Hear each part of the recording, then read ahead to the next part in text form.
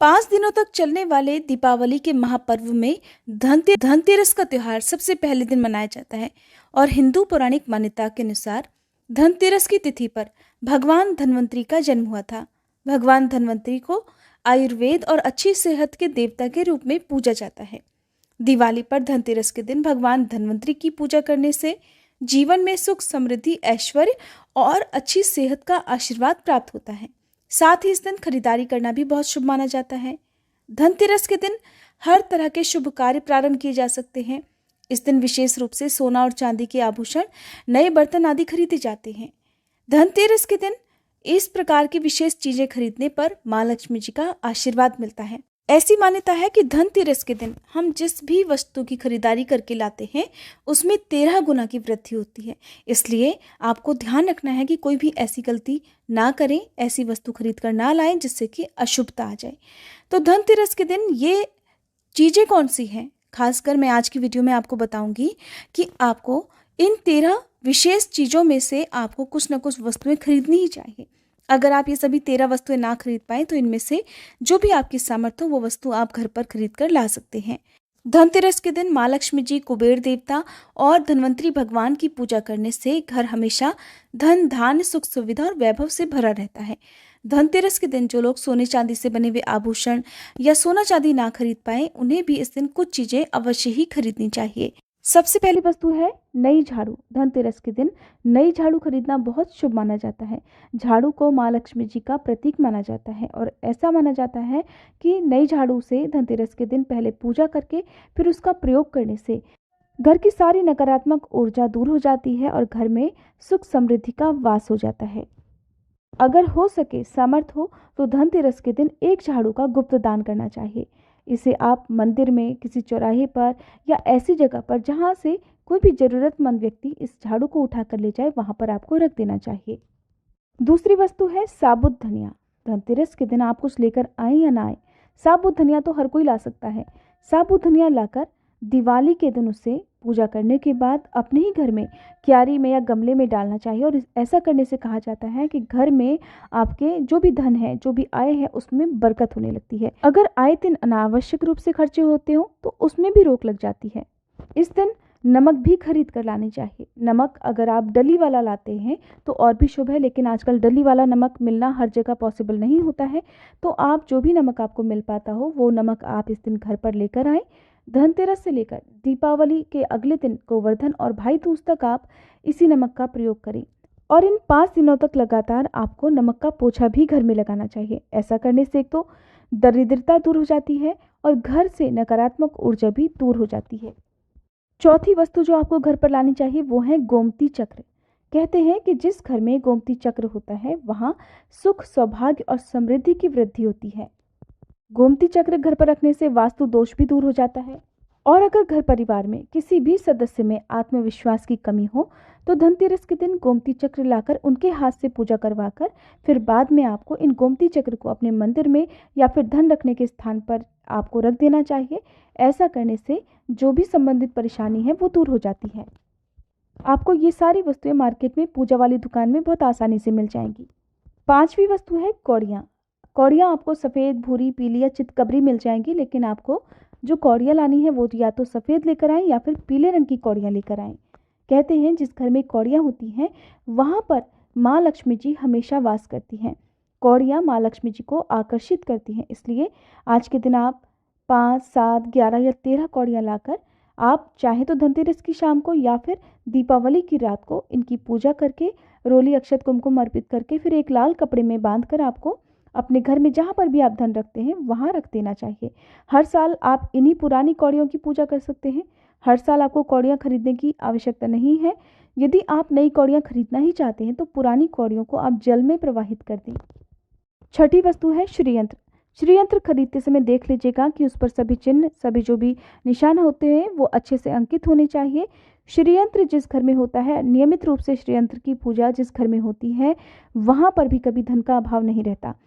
श्रीयंत्र की उत्पत्ति को लेकर धार्मिक पुराणों में एक उल्लेख मिलता है कि एक बार महालक्ष्मी जी अप्रसन्न होकर पृथ्वी से वैकुंठ लोक चली गई। माता के रुष्ट हो जाने से धरती पर बहुत सारी समस्याएं प्रकट हो गई। ब्राह्मण और महाजन बिना लक्ष्मी जी के निर्धन हो गए। तब ब्राह्मणों में श्रेष्ठ वशिष्ठ मुनि ने निश्चय किया कि मैं लक्ष्मी जी को प्रसन्न कर पृथ्वी पर वापस ले आऊंगा।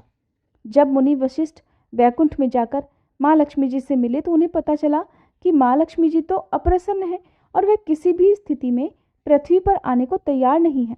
तब वशिष्ठ जी ने वहीं पर बैठकर भगवान विष्णु की आराधना शुरू कर दी। नारायण ने प्रसन्न होकर मुनि वशिष्ठ को अपने दर्शन दिए। वशिष्ठ जी ने श्री हरि विष्णु से कहा कि हम पृथ्वी पर बिना लक्ष्मी जी के बहुत दुखी हैं। हमारे सारे आश्रम उजड़ गए, धरती पर वैभव खत्म होने वाला है। ये सुनकर भगवान विष्णु वशिष्ठ मुनि को साथ लेकर माँ लक्ष्मी जी के पास गए और उन्हें मनाने की कोशिश की, लेकिन फिर भी माँ लक्ष्मी जी नहीं मानी। तब उन्होंने कहा कि मैं किसी भी स्थिति में पृथ्वी पर वापस जाने को तैयार ही नहीं हूँ। जब चारों दिशाओं में माँ लक्ष्मी जी के पृथ्वी पर वापस न आने की बात फैल गई, तब देवताओं के गुरु बृहस्पति जी ने एक युक्ति सुझाई। उन्होंने कहा कि अब श्री यंत्र साधना ही एकमात्र उपाय बचा है जिससे माँ लक्ष्मी जी को धरती पर आना ही पड़ेगा। गुरु बृहस्पति जी के निर्देशों से श्री हरि ने धातु पर श्री यंत्र का निर्माण किया और उसे मंत्र सिद्ध प्राण प्रतिष्ठा युक्त करते हुए दीपावली के 2 दिन पूर्व धन त्रयोदशी को श्री यंत्र पर स्थापित करके विधि विधान से उसका पूजन किया।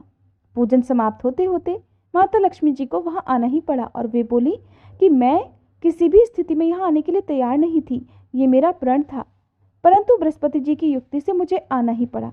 श्रीयंत्र मेरा आधार है और इसी में मेरी आत्मा भी बसती है। यही कारण है कि धनतेरस के दिन श्रीयंत्र खरीदना चाहिए और अपने घर में स्थापित करना चाहिए।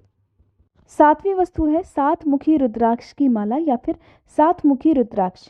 अगर आप धनतेरस के दिन 7 मुखी रुद्राक्ष को घर पर लाते हैं और फिर उसकी विधि विधान से पूजा करते हैं या भगवान शिव की पूजा में आप इस रुद्राक्ष को प्रयोग करते हैं, किसी भी मंत्र का जाप करते हैं, तो उससे भी आपके घर में कभी परेशानी नहीं आती, किसी प्रकार का कोई अकाल मृत्यु का भय नहीं रहता। क्योंकि दीपावली दियों का त्यौहार होता है और इस दिन अपने घर में अपनी सामर्थ्य के अनुसार दीपक जलाए जाते हैं। धनतेरस के दिन भी दीप जलाने चाहिए अगर आप चाहते हैं आपके घर में साक्षात माँ लक्ष्मी जी का वास सदा बना रहे, पूरे वर्ष भर आपके घर में धन की कोई कमी ना रहे, आपको कभी कर्ज लेने की नौबत ना आए। तो ऐसे में धनतेरस की शाम को आप 13 दीपक घर के अंदर और 13 दीपक घर के बाहर जलाएं। ऐसा करने से भी माँ लक्ष्मी जी का आशीर्वाद प्राप्त होता है। और धनतेरस के दिन 8वीं जो वस्तु है वो आपको मिट्टी के दीपक जरूर खरीद कर लाने चाहिए। मिट्टी के दीपक आप अपनी सामर्थ्य के अनुसार खरीद कर ला सकते हैं। अगर हो सके तो किसी ज़रूरतमंद को, जहाँ पर धन का अभाव हो, ऐसे घर में आप मिट्टी के दीपक का तेल सहित और बाती सहित, रुई सहित दान भी कर सकते हैं। 9वीं वस्तु जो आपको खरीद कर लानी चाहिए वो है लक्ष्मी जी और गणेश जी की मूर्ति। वैसे तो मिट्टी की मूर्ति ही घर पर लाना शुभ होता है, लेकिन यदि आप मिट्टी की मूर्ति ना लाना चाहें तो धातु की मूर्ति, जैसे कि आप चांदी की, सोने की या पीतल की मूर्ति भी घर पर ला सकते हैं।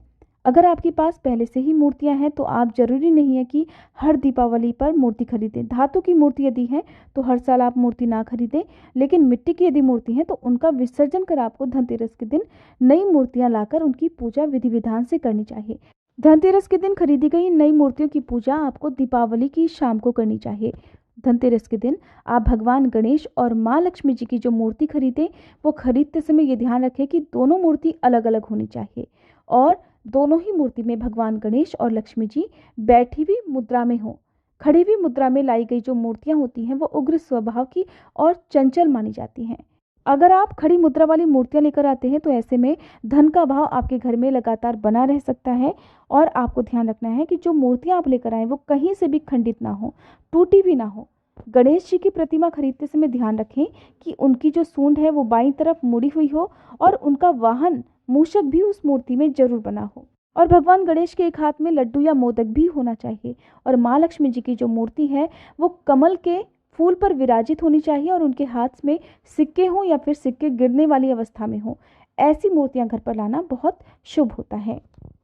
बहुत से लोग आज के दिन उल्लू पर विराजमान मूर्ति या फिर तस्वीर घर पर लेकर आते हैं, लेकिन आपको हाथी या फिर कमल के फूल पर विराजमान लक्ष्मी जी की मूर्ति या तस्वीर ही घर पर लानी चाहिए। कभी भी प्लास्टिक ऑफ पेरिस, जिसे पीओपी कहते हैं, प्लास्टिक की मूर्तियां इस दिन नहीं खरीदनी चाहिए और ना ही पूजा में उनका प्रयोग करना चाहिए। आप केवल मिट्टी की या फिर धातु की मूर्तियां ही लेकर आएं। अष्ट धातु की मूर्ति भी आप ला सकते हैं। धनतेरस के दिन आपको जो 10वीं वस्तु खरीदनी चाहिए वो है कुबेर यंत्र। कुबेर यंत्र जिस घर में होता है वहाँ पर धन के देवता कुबेर का वास होता है, साथ ही माँ लक्ष्मी जी भी वहाँ पर वास करती हैं। आपको उत्तर दिशा में ही धन कुबेर यंत्र की स्थापना करनी चाहिए।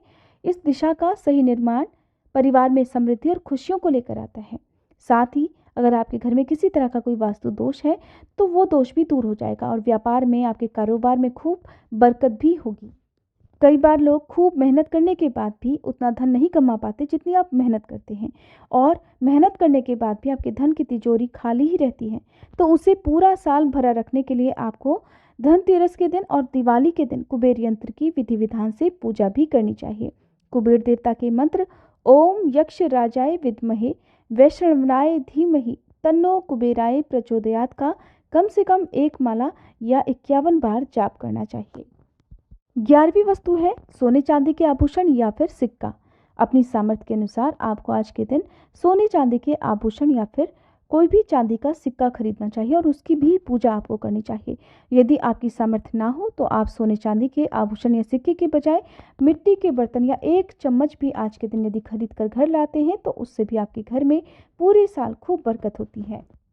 सब जानते हैं कि धनतेरस के दिन नए बर्तनों की खरीदारी की जाती है, लेकिन नए बर्तनों में भी आपको ये ध्यान रखना है कि आज के दिन यदि आप पीतल के बर्तन खरीद कर लाते हैं तो वो ज़्यादा शुभ होते हैं। आप पुराने टूटे हुए बर्तनों को बदल कर भी नए बर्तन घर पर खरीद कर ला सकते हैं।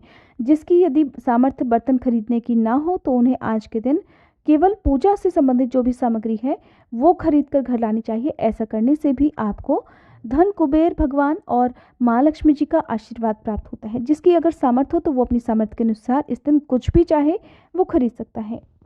लेकिन बर्तनों में आपको लोहे के बर्तन इस दिन भूल से भी नहीं खरीदने चाहिए।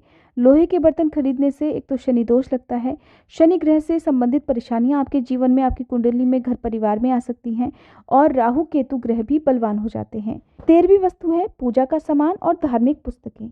अगर आप अब तक बताई गई सभी 12 वस्तुएं खरीदने में असमर्थ हैं तो आज के दिन यदि आप अपने घर में पूजा से संबंधित कोई भी वस्तु खरीद कर लाते हैं, जैसे कि मिट्टी के दिए वगैरह कुछ भी लेकर आते हैं, तो उससे भी आपको धनतेरस के दिन की गई पूजा का पुण्य अवश्य ही प्राप्त होता है। अगर आपको पूजा से संबंधित कोई सामान लाना है, जैसे कि रोली, अक्षत, कुमकुम, कलावा या फिर कोई भी सामान, लौंग, इलायची, पान, सुपारी, बताशा, तो वो भी आप इस दिन खरीद कर ला सकते हैं। इसके अलावा आप धार्मिक पुस्तकों में जैसे कि व्रत कथाएं हैं या फिर पूरे हफ्ते पढ़ने वाले जो भी व्रत त्योहार हैं, आरतियों की किताब हैं, और अगर आप पढ़ते हो तो आप पुराण भी अपने घर पर ला सकते हैं। और पुराण घर पर लाने के बाद जब भी आपको समय हो तो खुद भी पढ़ना चाहिए और दूसरों को भी पढ़कर सुनाना चाहिए। ये सारी वस्तुएं यदि आप इनमें से कुछ भी या सारी वस्तुएं भी खरीद कर लाते हैं तो उससे कहा जाता है कि आपके घर में पूरे वर्ष माँ लक्ष्मी जी की कृपा बनी रहती है। घर में कभी भी आपको कर्ज लेने की स्थिति नहीं आएगी। आप जितना भी कमाएंगे उसमें आपको 13 गुना की वृद्धि मिलेगी। ये जानकारी अगर आपको पसंद आई हो तो वीडियो को लाइक करके हमारे चैनल को सब्सक्राइब जरूर कीजिएगा। दिवाली के दिन पूजा कैसे करें, धनतेरस और दिवाली का शुभ मुहूर्त कब से कब तक रहेगा, और गोवर्धन पूजा और भाई दूज कब है, इस बारे में जानने के लिए आप हमारे चैनल पर आगे आने वाली वीडियोस को देखना मत भूलिएगा।